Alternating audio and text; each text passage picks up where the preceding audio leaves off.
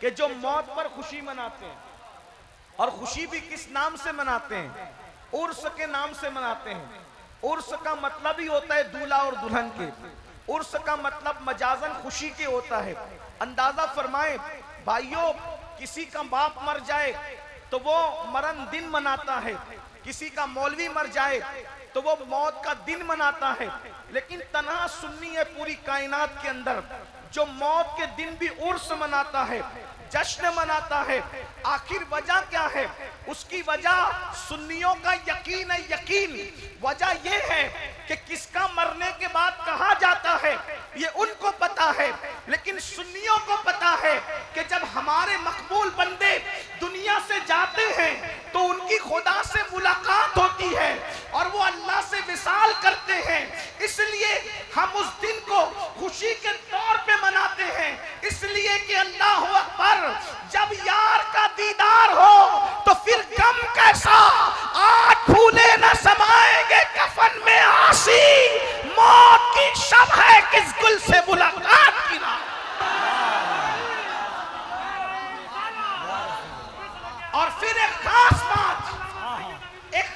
بات، یہ تو میں نے اپنے جذبات پیش کیے، اگر آپ بخاری شریف کی حدیث پر توجہ کریں تو ہر ایک کی موت الگ ہے اور ولی کی موت الگ ہے۔ ولی کی موت کی شان کیا ہے؟ میرے نوجوانوں، ولی جب دنیا سے جاتا ہے تو ایسے ہی نہیں جاتا، بلکہ ولی دنیا سے کی شان سے جاتا ہے۔ اللہ تبارک و تعالی حدیث قدسی میں ارشاد فرماتا ہے، وہ حدیث قدسی جو بخاری شریف کتاب الزہد کے اندر موجود ہے۔ آج کل کے نوجوان لڑکے سمجھتے ہیں سب ایسے ہی مرتے ہیں، سب ایسے ہی مرتے ہیں، ایک لکڑی سے سب کو ہانکنے کی کوشش نہ کرے، سب کی موت برابر نہیں ہے، سب کی موت اکول نہیں ہے، سب کی موت یکساں نہیں ہے۔ آؤ جسے مومن کامل یعنی اللہ کا ولی کہتے ہیں، اس کو کیسے موت آتی ہے، اس کی موت کی شان کیا ہے؟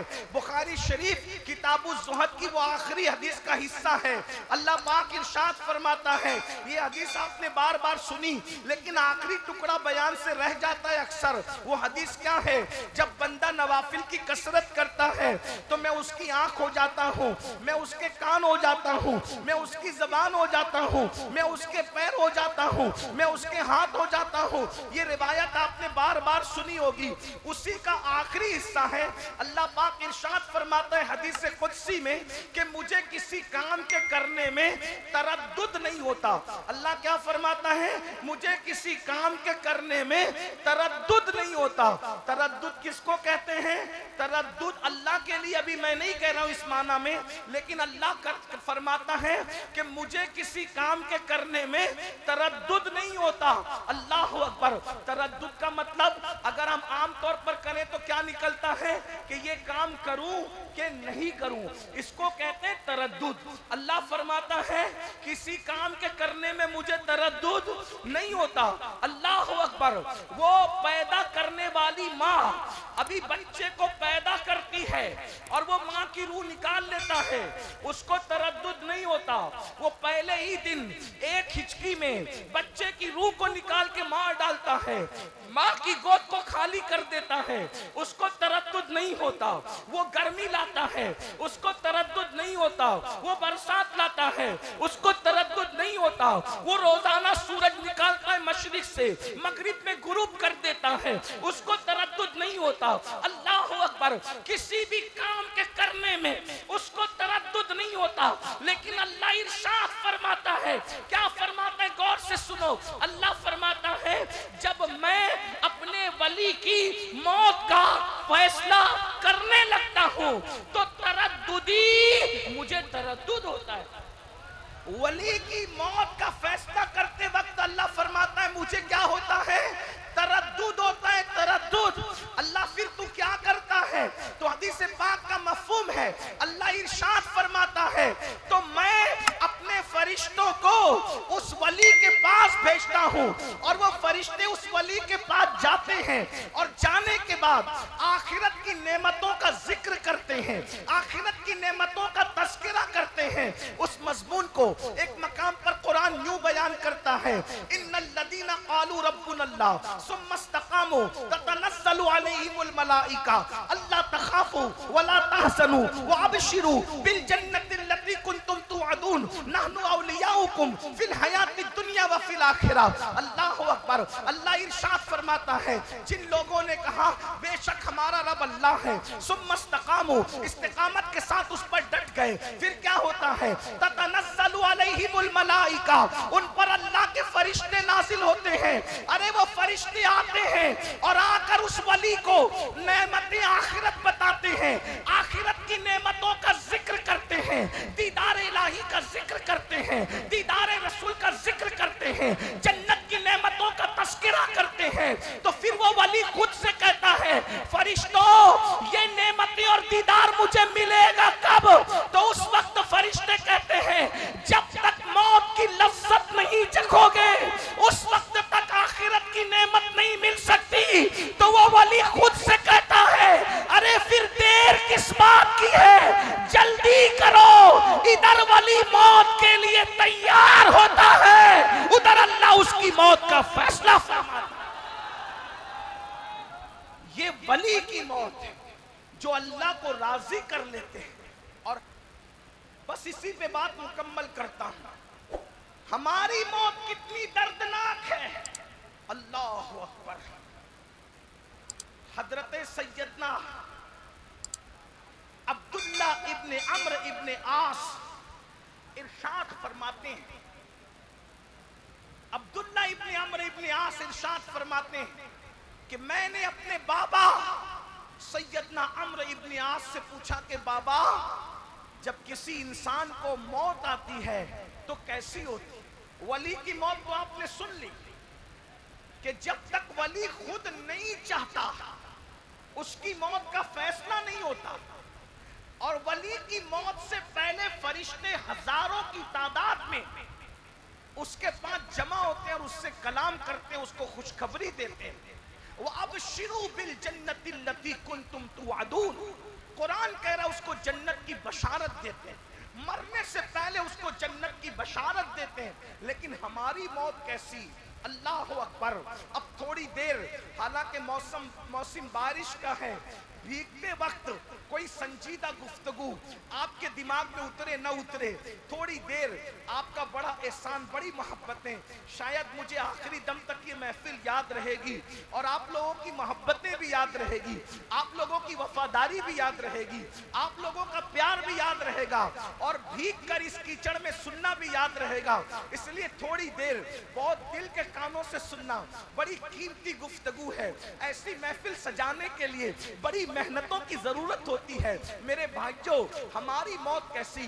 عبداللہ ابن عمرو ابن عاص کہتے ہیں میں نے اپنے بابا عمرو ابن عاص سے پوچھا کہ بابا جب کوئی انسان مرتا ہے، عام انسان مرتا ہے، تو اس کو موت کیسی آتی ہے؟ تو عمرو ابن عاص کہتے ہیں میرے بیٹے اگر انسان کے سینے پر زمین اور آسمان سمیٹ کر رکھ دیے جائیں تو کتنی تکلیف ہوتی ہے، کتنا وزن انسان محسوس کرتا ہے، اتنا ہی وزن انسان موت کے وقت محسوس کرتا ہے جب انسان دنیا سے جاتا ہے۔ اے میری قوم کے جوانوں، ایک دن دنیا سے جانا ہے، غور کرو تمہیں وہ موت چاہیے جس سے پہلے جنت کی بشارت دی جاتی ہے، یا یہ موت چاہیے؟ اللہ اکبر۔ سیدنا عمرو ابن عاص کہتے ہیں انسان کے سینے پر زمین اور آسمان سمیٹ کے رکھ دیا جائے تو اتنی تکلیف نہیں ہوتی جتنی تکلیف انسان کو موت کے وقت ہوتی ہے۔ اللہ اکبر۔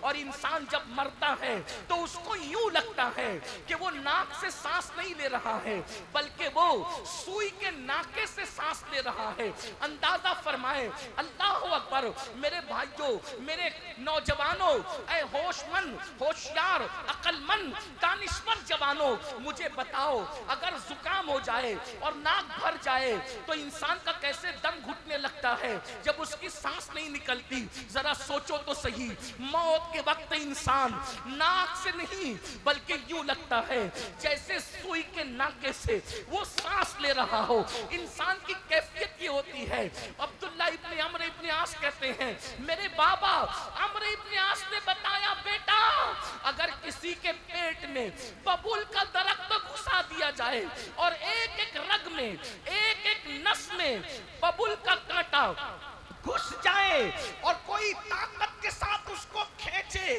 तो कैसे उसकी रगों को वो तार तार कर देगा, इसी तरीके से जब कोई इंसान मरता है तो उसकी कैफियत ये होती है। ये तो आम इंसान के मरने की कैफियत है, लेकिन अब सुनो, दिल के कानों से सुनो, जब बेनमाजी मरता है तो बेनमाजी, अल्लाह अकबर, कितनी दर्दनाक उसको मौत आती है। सबसे ज्यादा इबरत अंगेज मौत, सबसे ज्यादा दर्दनाक मौत बेनमाजी को आती है। अल्लाह अकबर, वो नमाज जिससे हम कोसों दूर हैं, वो नमाज जिसका नाम सुन करके हम उसकी फजीलत भी अब माज़अल्लाह सुनना नहीं चाहते। उलमा नमाज पर गुफ्तगू करते हैं तो हमें जान पर आती है, हमारे कानों पर जू तक नहीं रेंगती। ऐ मेरे आका अलैहिस्सलाम के दीवानों, मुस्तफा जाने रहमत के गुलामों, वलियों के नाम पे जान देने की बात करने वालों, एक दिन मौत तुमको भी आना है, एक दिन मौत हमें भी इंशाअल्लाह आने वाली है। मौत की तलवार हमारे सरों पे लटक रही है। मेरे जवानों, फरमाया गया सबसे ज्यादा दर्दनाक और खौफनाक मौत बेनमाजी को आती है। जब बेनमाजी दुनिया से जाता है तो अल्लाह उस पर इतनी प्यास मुसल्लत करता है, अगर 7 समुंदरों का पानी भी उसके मुंह में उंडेल दिया जाए, 7 समुंदरों का पानी भी उसके मुंह में उंडेल दिया जाए तो भी दुनिया की कोई ताकत उसकी प्यास को बुझा नहीं सकती। अब आपसे मैं पूछना चाहता हूँ, अल्लाह अकबर, प्यास लगी थी 7 समुंदरों वाली और रिश्तेदार कतरा कतरा पानी चमचे से पिला रहे हैं, तो बताओ क्या हो रहा होगा? आपको तजुर्बा होगा, जब प्यास ज्यादा लगती है और कम पानी पिलाया जाए तो प्यास बुझती नहीं है बल्कि प्यास और बढ़ती चली जाती है। मुसलमानों जरा सोचो तो सही, जरा तवज्जो तो करो। अल्लाह अकबर, अंधेरा घर, अकेली जान, दम घुटता, दिल उकताता, खुदा को याद कर प्यारे, वो साथ आने वाली है। मेरी कौम के जवानों, अपनी आखिरत की तैयारी कर लो। ये जिनके उर्स मनाते हो, इन लोगों ने आखिरत की तैयारी की तो किस शान से दुनिया से गए, हमने आखिरत की क्या तैयारी की? कुरान कहता है, वल तंजुर नफ्सुम मा क़द्दमत लिग़द वत्तक़ुल्लाह इन्नल्लाह खबीरुम बिमा तामलून। ऐ ईमान वालों, अल्लाह से डरो और आखिरत की फिक्र करो कि तुमने आखिरत के लिए क्या भेजा है। बताओ आखिरत के लिए क्या भेजा है? आखिरत के लिए क्या भेजा है? यही कि आज मुसलमान ज़िना में डूबा है, यही आखिरत के लिए भेजा है। आज मुसलमान नशा कर रहा है, यही आखिरत के लिए भेजा है। आज मुसलमान शराब पी रहा है, यही आखिरत के लिए भेजा है। आज मुसलमान झूठ बोल रहा है, यही आखिरत के लिए भेजा है। आज मुसलमान अपनी बीवी बच्चों पे जुल्म कर रहा है, यही आखिरत के लिए भेजा है। क्या भेजा है आखिरत के लिए? मुझे बताओ। अल्लाह अकबर, आज तो हाल ये हो गया, ज़िना की फिल्में देखकर, ज़िना की तस्वीरें देखकर, गंदी पिक्चरें देखकर आज 16-16, 17-17 साल के लड़के और लड़कियां ज़िना की तरफ बतौर फैशन बढ़ रहे हैं। अल्लाह अकबर, एक वो दौर था जब ज़िना का नाम मुसलमान सुनता था तो उसके बदन के रोंगटे खड़े हो जाते थे। या अल्लाह, ये किस गुनाह का नाम आया है, या अल्लाह ये किस पाप का नाम आया है। लेकिन अफसोस, गंदी फिल्मों ने, गंदी पिक्चरों ने, गंदी नादिलों ने, गंदे माहौल ने, गंदे फैशन की गंदी तहजीब ने आज मेरी कौम के उन जवानों को ज़िना के दरवाजे पर पहुंचा दिया है। वो जवान जिसके बारे में इकबाल ने कहा था, उकाबी रूह जब बेदार होती है जवानों में, नजर आती है उनको अपनी मंजिल आसमानों में। नहीं तेरा नशेमन कसरे सुल्तानी के गुंबद पर तू शाही है, बसेरा कर पहाड़ों की चट्टानों में। ऐ मेरी कौम के शाहीन सिफत जवानों, तुम मोहम्मद अरबी के सिपा हो, तुम मोहम्मद अरबी के जवान हो, तुम मोहम्मदुर रसूलुल्लाह के गुलाम हो। तुम कव्वे नहीं हो, तुम चिड़िया नहीं हो कि गुनाहों की गंदगी पे बैठो। तुम मोहम्मदुर रसूलुल्लाह के उकाब हो, उकाब। अल्लाह ने तुम्हें जमीन पे पाप के लिए नहीं भेजा, अल्लाह ने जमीन पे तुम्हें पाप का खात्मा करने के लिए भेजा। मेरे भाई, तू ही था जिसने इस्लाम के लिए दरियाओं पे کشتیاں جلائی تھی، تو ہی تھا جس نے بیت المقدس میں اسلام کا پرچم لہرایا تھا، ارے تو ہی تھا جس نے اللہ اکبر دنیا میں انقلاب پیدا کیا تھا۔ مگر ہائے میرے جوان، آج تجھے کیا ہو گیا؟ تو گانوں کی دہلیز پر ایمان کا سودا کرنے لگا، تو فلموں کی دہلیز پر ایمان کا سودا کرنے لگا، مسجد مرثیہ خواہ ہے کہ نمازی نہ رہے۔ میرے بھائی، تو نے تو صحراؤں میں نمازیں ادا کی تھی، تو نے تو گرجاؤں کو مسجد بنایا تھا۔ اقبال ہی نے تو کہا ہے، دی اذانیں کبھی یورپ کے کلیساؤں میں، دی اذانیں کبھی یورپ کے کلیساؤں میں اور افریقہ کے تپتے ہوئے صحراؤں میں، دشت تو دشت ہے، دریا بھی نہ چھوڑے ہم نے، بحر ظلمات میں دوڑا دیے گھوڑے ہم۔ اقبال کہہ رہے ہیں کہ ہم نے یورپ کے کلیساؤں میں اذان دے کر، توجہ، اقبال کہہ رہے ہیں ہم نے یورپ کے کلیساؤں میں اذان دے کر ان کلیساؤں میں اذان دی، اذان افریقہ کے صحراؤں میں اذان دی، اور آج ہمارا حال یہ ہو گیا، اگر ہمارے گھر میں بچہ پیدا ہو، بچہ، ہم اپنے بچے کے کان میں اذان دینے کی اوقات اور حیثیت نہیں رکھتے۔ سبحان اللہ۔ جو جوان اپنے بچے کے کان میں اذان دینے کا علم نہ رکھے، وہ کلیساؤں میں کیا اذان پڑے گا، وہ صحراؤں میں کیا اذان پڑے گا۔ ارے مسلمانوں کا علمی وقار اتنا گر چکا، نہ اپنے بچے کے کان میں اذان دے سکتے ہیں اور نہ اپنے باپ کا جنازہ پڑھا سکتے ہیں۔ جس قوم کا علمی گراف اتنا نیچے گر جائے کہ وہ اپنے بچے کے کان میں اذان نہ پڑھ سکے اور اپنے باپ کا جنازہ نہ پڑھا سکے، پھر زندگی کس چیز کا نام؟ زنا کا، نشے کا، شراب کا، بے نمازی پن کا، عیاشی کا، آوارگی کا۔ بتاؤ، مرنا نہیں ہے، موت نہیں آنی ہے۔ اے ہزاروں جوانوں، تقریر سننے کے لیے تمہارے جو جذبات ہیں، اگر عمل کرنے کے لیے یہی جذبات پیدا ہو جائیں تو پوری دنیا کے اندر انقلاب آ جائے۔ سبحان اللہ۔ نعرہ تکبیر، نعرہ رسالت، عرس مقدس، مذہب اسلام، نعرہ تکبیر۔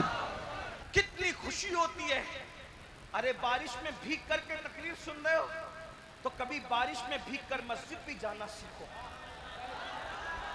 زندہ باد، زندہ باد۔ ٹھنڈیوں کے اندر سردی میں کپاتی میں مسجد بھی جانا سیکھو۔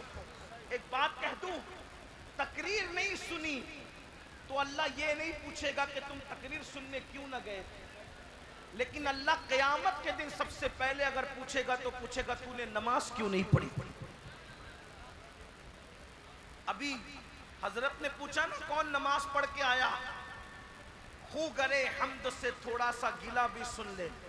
بھائیو، اب تو بہت سارے مائک سنبھالنے والے بھی نماز کے بغیر آتے ہیں۔